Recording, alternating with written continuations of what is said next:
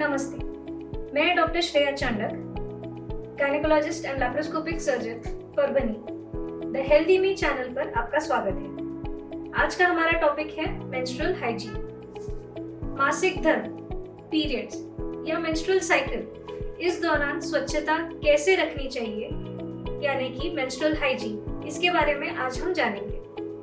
Menstrual cycle क्या है, इस बारे में हमने अपने एक पहले वीडियो में बताया है। उसी की लिंक नीचे डिस्क्रिप्शन बॉक्स में दी गई है। इस वीडियो में हम देखेंगे नंबर 1, पीरियड्स के दौरान स्वच्छता रखना क्यों जरूरी है। नंबर 2, स्वच्छता बनाए रखने के लिए हमें क्या करना चाहिए। नंबर 3, माहवारी के दौरान किन चीजों का उपयोग हम कर सकते हैं स्वच्छता बनाए रखने में। नंबर 4, पैड, टैम्पॉन्स इत्यादि को हम कैसे डिस्पोज करें। नंबर 5, अगर हम मेंस्ट्रुअल हाइजीन मेंटेन नहीं करते हैं तो उसके कारण कौन सी बीमारियां हो सकती हैं। फर्स्ट पॉइंट, पीरियड्स के दौरान स्वच्छता रखना क्यों जरूरी है। पीरियड्स के दौरान हमारे निचले हिस्से का पीएच, जो कि आमतौर पर एसिडिक होता है, वह बदल जाता है। हम जो प्रोडक्ट्स, सैनिटरी प्रोडक्ट्स जो हम इस्तेमाल करते हैं, जैसे कि पैड्स, टैम्पॉन्स, कप्स, इसकी वजह से निचले हिस्से में गीलापन बढ़ जाता है। इन दोनों ही कारणों की वजह से इन्फेक्शन के चांसेस बढ़ जाते हैं। इसीलिए हमें माहवारी के दौरान मेंस्ट्रुअल हाइजीन मेंटेन करना जरूरी है। नंबर 2, पीरियड्स के दौरान स्वच्छता कैसे रखें। इस दौरान नहाना बहुत जरूरी है। इसी समय हम प्राइवेट पार्ट्स को अच्छी तरीके से क्लीन कर सकते हैं और साथ ही में पीठ दर्द, ऐंठन इत्यादि जो तकलीफें हैं उससे भी हमें रिलीफ मिलेगा। नीचे के हिस्से को धोते समय साबुन का इस्तेमाल न करें, क्योंकि इसके वजह से जो अच्छे बैक्टीरिया है, अच्छे कीटाणु हैं, वह भी निकल जाते हैं और इसके वजह से इन्फेक्शन के चांसेस बढ़ सकते हैं। नीचे का हिस्सा साफ करते समय सामने से पीछे की ओर धोएं। पीछे से अगर आप सामने की तरफ साफ करते हैं तो जो मल भाग का इन्फेक्शन है वो पेशाब और वजाइनल इन्फेक्शन कर सकते हैं। अब हम देखते हैं सैनिटरी प्रोडक्ट्स जो हम पीरियड्स या माहवारी के दौरान इस्तेमाल कर सकते हैं। कई लोग इस दौरान कपड़े का इस्तेमाल करते हैं, जिसमें ना तो एब्जॉर्ब करने की कुछ कैपेसिटी होती है और साथ ही में ये संक्रमण का खतरा बढ़ा देता है। दूसरी चीज है पैड्स। पैड्स को हम अंडरवेयर के अंदर की साइड स्टिक करते हैं। इसके अंदर योनि मार्ग से बाहर आने वाला जो रक्त है वो जमा होता है।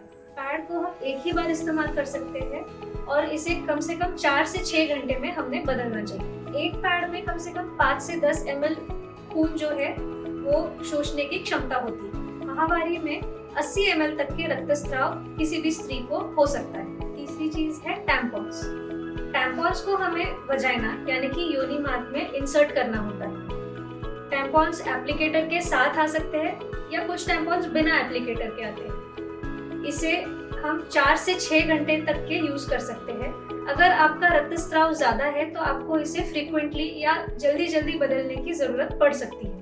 टैम्पॉन के एक साइड में एक धागा होता है। जब हमें टैम्पॉन को निकालना होता है तो उस धागे की मदद से हम इसे खींचकर निकाल सकते हैं। टैम्पॉन्स अलग अलग साइजेस में भी अवेलेबल होते हैं। चौथी चीज है मेंस्ट्रुअल कप्स। मेंस्ट्रुअल कप ये बहुत ही अच्छा, सस्ता और अफोर्डेबल सैनिटरी प्रोडक्ट है।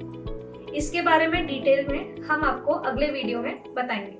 अब हम देखते हैं पैड, टैम्पॉन्स और बाकी सैनिटरी प्रोडक्ट्स को हमें कैसे डिस्पोज करना चाहिए। पैड, टैम्पॉन्स और जो डिस्पोजेबल सैनिटरी प्रोडक्ट्स होते हैं उसे हमें पेपर में रैप करके यानी कि लपेट कर डस्टबिन में फेंकना चाहिए, क्योंकि अगर आप इसे नहीं लपेटेंगे तो इसके अंदर का इन्फेक्शन बाहर फैलने के चांसेस होते हैं।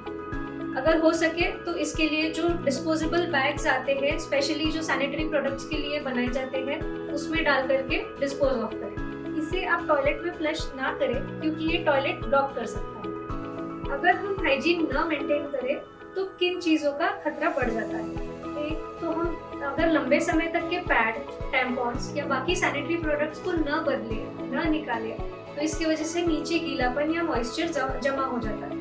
इसकी वजह से कैंडिडियासिस या फंगल इन्फेक्शन के चांसेस बढ़ जाते हैं। रैशेस या जाम का छिल जाना, अगर हम समय पर उस पर ध्यान न दें तो वह भी बढ़ सकते हैं। शारीरिक संबंध से फैलने वाली बीमारियां, जिसे हम STDs भी कहते हैं, वह भी बढ़ सकती है। इसीलिए इस दौरान जब भी संबंध रखें तो कॉन्डम का इस्तेमाल जरूर करें। टैम्पॉन को अगर हम लंबे समय तक निकालना भूल जाए तो इसकी वजह से टॉक्सिक शॉक सिंड्रोम नाम की एक खतरनाक बीमारी भी हो सकती है। तो ये था मेंस्ट्रुअल हाइजीन के बारे में। अगर आपको हमारा वीडियो अच्छा लगा हो तो प्लीज इसे लाइक, शेयर और सब्सक्राइब कीजिए। ऐसे ही और साइंटिफिक वीडियोस के लिए फॉलो कीजिए हमारा channel the healthy me. Safe रहो, हेल्दी रहो। Thank you.